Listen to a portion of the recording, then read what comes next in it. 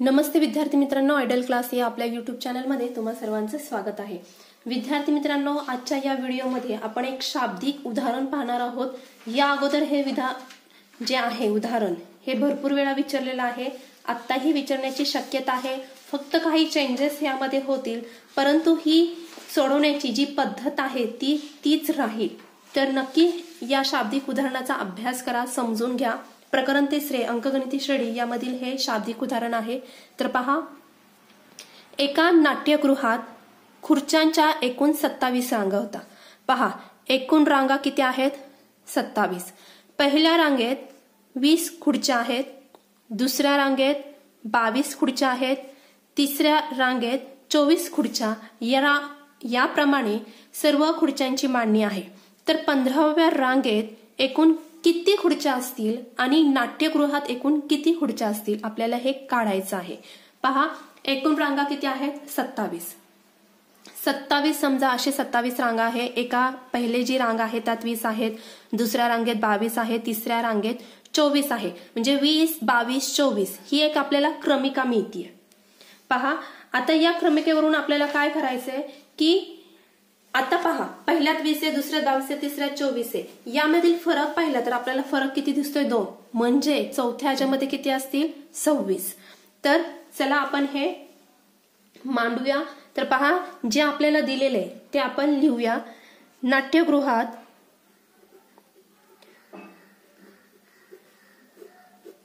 पहिली रांग जी आहे, पहिल्या रांगेत किती आहेत? 20 खुर्च्या।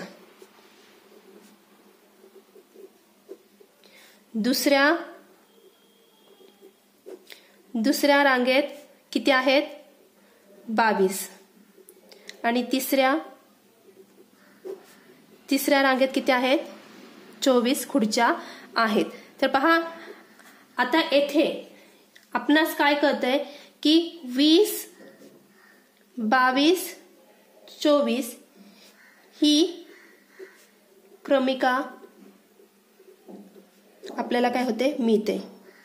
ही काय मिळाली? आपल्याला एक क्रमिका मिळाली। आता क्रमिका मिळाली, आता आपण काय करूया? यामधील डिफरन्स काढूया। आता क्रमिका मिळाल्यानंतर आपल्याला माहिती आहे हा काय असतो? T1, हा T2 आणि हा T3। T1 म्हणजे काय असतो? A। म्हणून आपल्याला A ची किंमत किती मिळाली? 20। आणि त्यांनी काय सांगितलंय? आता एकूण रांगा किती आहेत? 27। म्हणजे n बरोबर किती आपल्याला मिळणार? 27। म्हणजे A आणि n ची किंमत आपल्याला मिळाली। आता आपण सामान्य फरक म्हणजे D काढूया। सामान्य फरक D बरोबर, आता पहा, D बरोबर, आता हा 22 म्हणजे T2 वजा T1 केला। T2 किती आहे? 22 वजा 20 म्हणजे राहतात किती? 2। तसंच आता T3 T2 केला। T3 किती आहे? 24 वजा T2 22 म्हणजे राहतात किती? 2। म्हणजे येथे सामान्य फरक किती आहे? 2। म्हणजे D बरोबर आपल्याला मिळाला 2। पहा, A, N आणि येथे ब्रॅकेट करते, A मिळाला, N मिळाला आणि D देखील मिळाला। आता आपल्याला काय करायचंय की 15व्या रांगेत एकूण किती खुर्च्या असतील आपल्याला काढायच्यात। म्हणजेच काय इथे दिलेलं आहे? त्यांनी T15 दिलेला आहे। T15 15व्या रांगेतील खुर्च्यांची संख्या किती असणार आहे? T15। कारण की ही आपण काय मानलेली आहे? क्रमिका मानलेली आहे। म्हणून आपण इथे लिहून घेऊया 15व्या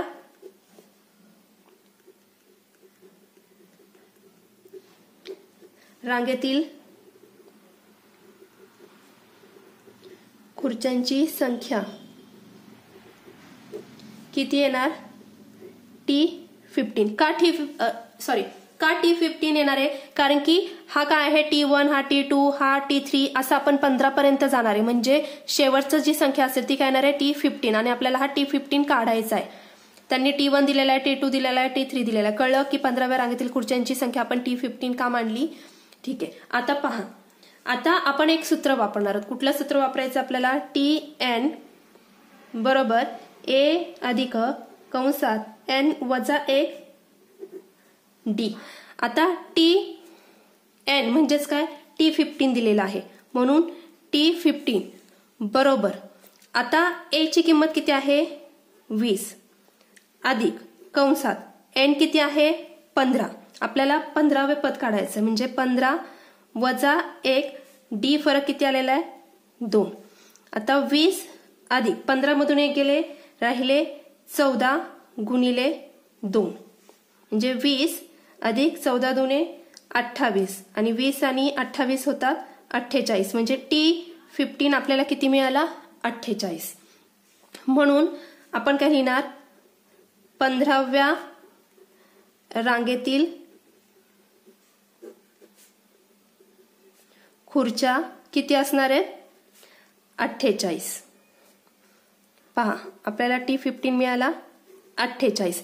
आता पुढे त्यांनी काय सांगितलंय की किती 15व्या रांगेत एकूण किती खुर्च्या असतील त्या मिळाल्या 48 आणि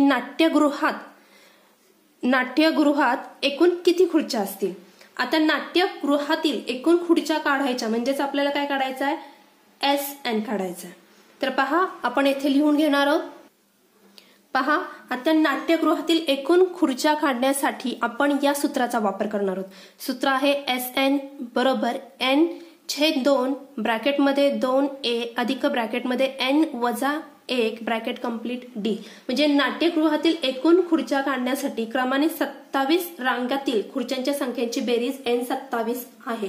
तर आपण या सूत्राचा वापर करणार आहोत. या सूत्रामध्ये आपण किंमत घालणार आहोत. SN म्हणजेच काय S27. आपल्याला 27 रांगा आहेत आणि त्या 27 रांगा आहेत त्या 27 रांगांमधील खुर्च्यांची आपल्याला बेरीज करायची. म्हणून आपण SN काय म्हणलाय 27. N काय आहे हे 27/2 ब्रॅकेटमध्ये 2 गुणिले A किती आला आहे येथे 20 अधिक N किती आहे 27 वजा 1 आणि फरक किती आला होता 2. पहा येथे 27/2 इथे 40 येणार 27 मधून 1 गेला राहिले 26 गुणिले 2 परत 27/2 40. आता पहा येथे आपण काय करणार आहोत 26 दुने 52 या बेरीज करायची आहे. आता पहा 27/2 आता यांचा जर बेरीज केली 50 90 92 येतात. आता याला आपण घालूया भाग. पहा आता याला भाग घालवला तर कसा जाईल पहा बेक बे बेचोक 8 खाली राहिला 1 बेसंग 12 म्हणजे 46 म्हणजे 27 गुणिले 46 येतात आणि 27 गुणिले 46 केला तर यांचा गुणाकार किती येईल 1242. तुम्ही करून पाहू शकता. म्हणजेच N27 आपल्याला किती मिळाला म्हणून N27 बरोबर 1242 आला. म्हणजे एकूण खुर्च्या किती आहेत 1242. मग आपण लिहूया नाट्यगृहातील